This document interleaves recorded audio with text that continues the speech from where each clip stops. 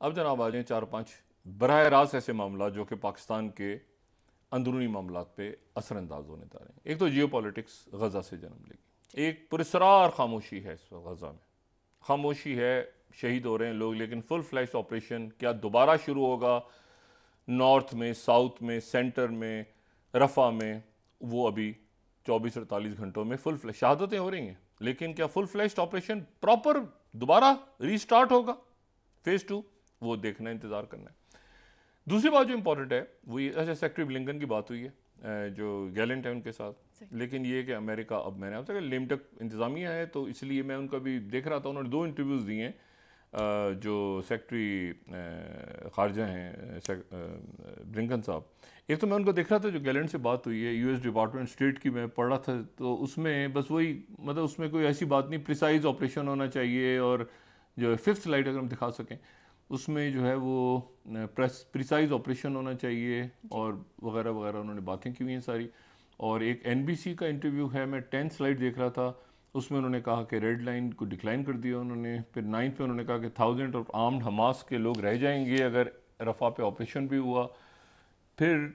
12th slide में वो NBC को इंटरव्यू में कह रहे हैं कि यूएस अवॉइड नहीं कर रहा, होल्डिंग इसराइल अकाउंटेबल, हमारे डबल स्टैंडर्ड्स नहीं, वगैरह वगैरह जो बातें चलती रहती हैं। लेकिन असल बात यह है कि क्या ये ऑपरेशन आगे होगा नहीं होगा, ये उन्होंने 2 इंटरव्यूज़ दिए हैं, एनबीसी को भी दिए, सीबीसी को भी दिए, बैक टू बैक। लेकिन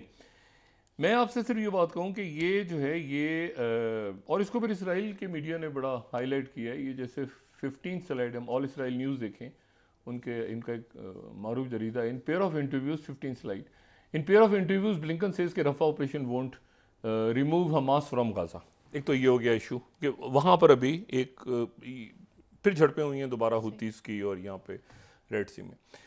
दूसरा जो बड़ा इशू है, जो बड़ी खबर है, वो ये है कि रशिया ने, प्रेसिडेंट पुतिन ने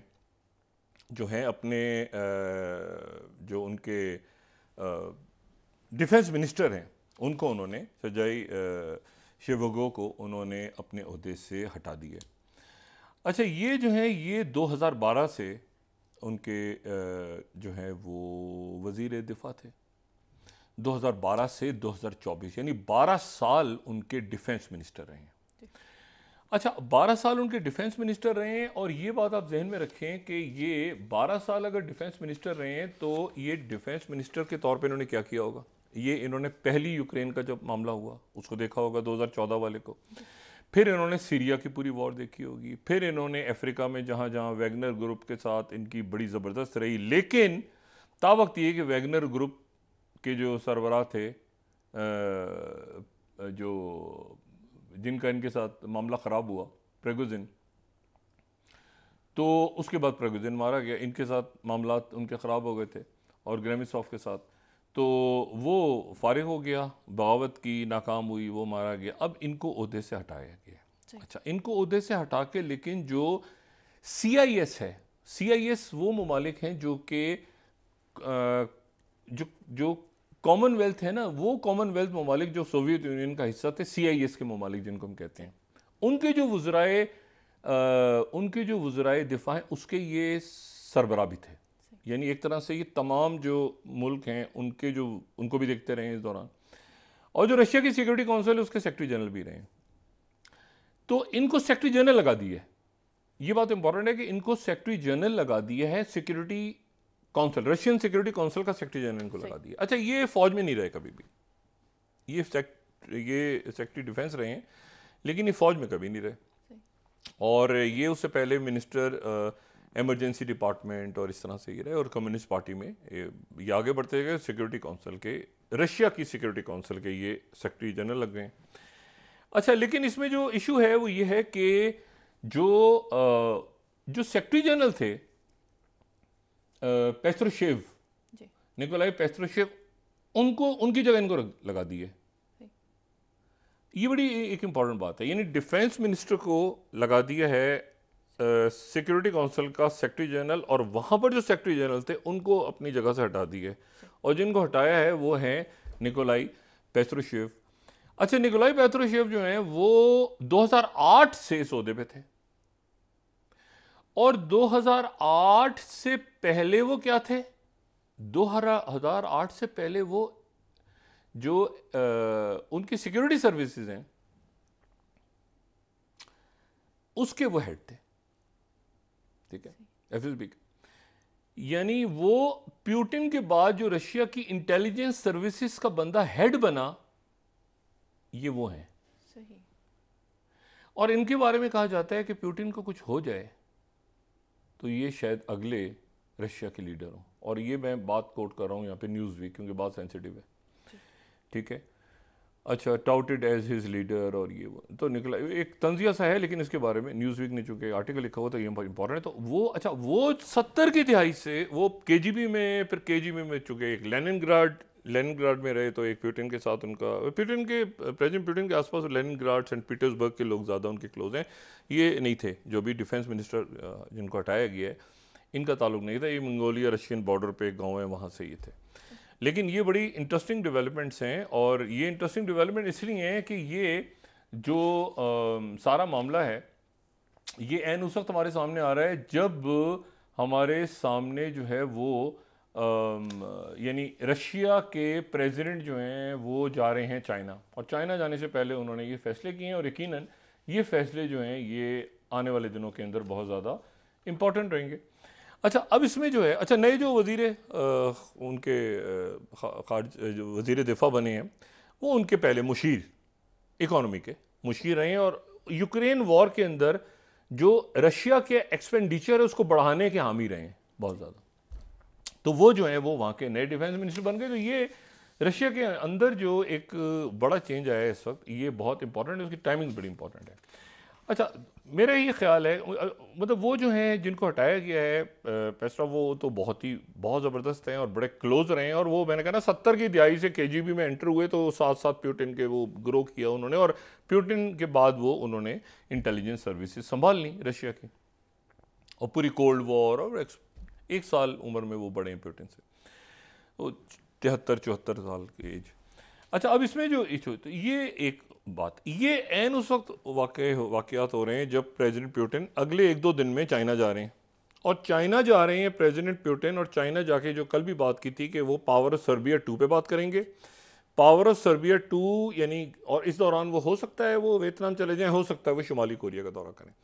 पावर ऑफ सर्बिया 2 जो है ये वो गैस है जो कि आप समझें कि यूरोप को जानी थी, लेकिन यूरोप पे सैंक्शंस लगी, तो अब चाइना की जो इंडस्ट्री है उसको ज़्यादा गैस चाहिए, तो अब चाइना ज़्यादा गैस रशिया से लेगा, कम डिपेंडेंट हो जाएगा मिडिल ईस्ट का। अभी वो कतर से भी ले रहा है, इंडोनेशिया से, मलेशिया से, सऊदी अरब, यहाँ से सब जा रहा है, लेकिन अगर वो वहाँ से ले रहा है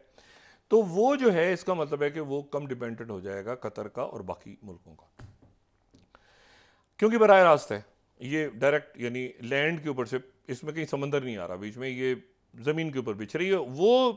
पावर ऑफ सर्बिया 2 नहीं होगी तो काज़ाकिस्तान वाली पाइपलाइन होगी, वो उसकी भी बात हो रही है। तो ये चाइना की बड़ी हद तक जो गैस की रिक्वायरमेंट है वो रशिया पूरी कर रहा है, और ये चाइना के लिए बड़ी अच्छी खबर है, ठीक है। अब दूसरी बात ये है कि जो यहाँ पे अच्छा, आज एक बड़ी डेवलपमेंट हुई है डिप्लोमेटिक,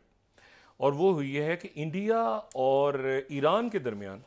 चाबहार जो है, चाबहार के ऊपर 10 साल एग्रीमेंट हुआ है। 10 साल का एग्रीमेंट हो गया। चाबहार को अगर देखें ना तो वहाँ पे शहीद बहिश्ती और शहीद कलंतारी दो इसके हिस्से हैं, और दोनों हिस्सों में 5-5 बर्थें जो होती हैं। तो उसमें से जो 5, यानी आप समझें कि जो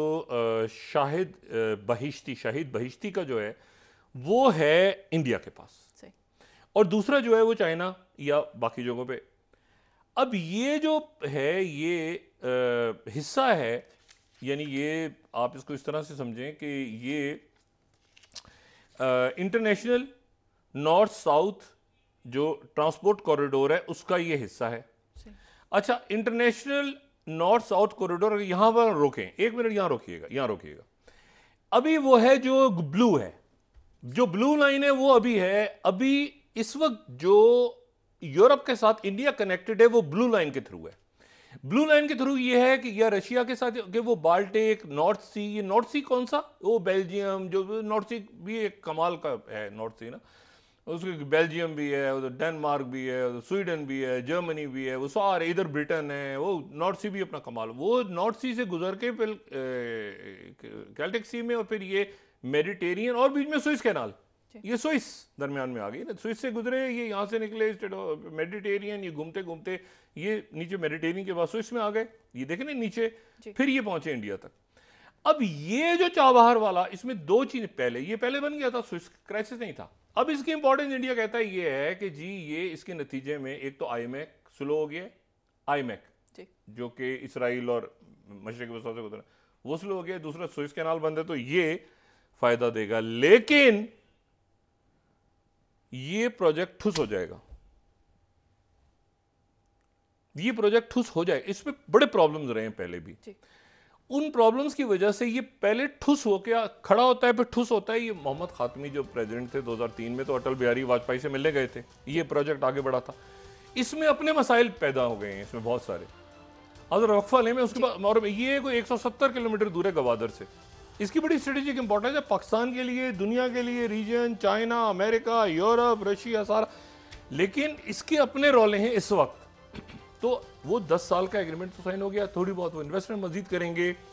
और यहाँ से इस रोड को ऊपर कंस्ट्रक्ट करेंगे, लेकिन मैंने आपसे कहा कि इसमें मसाइल खड़े होंगे, और वो क्या होंगे नए चैलेंजेस, वो मैं आपको बताता हूँ। पहले भी मुआहदा था, वो पहले ही था कि हर साल रिन्यू करो, अब ये कि 10 साल और इसमें नई एडिशनल चीज़ कुछ भी नहीं है, लेकिन इश्यूज क्या खड़े होंगे उसमें बात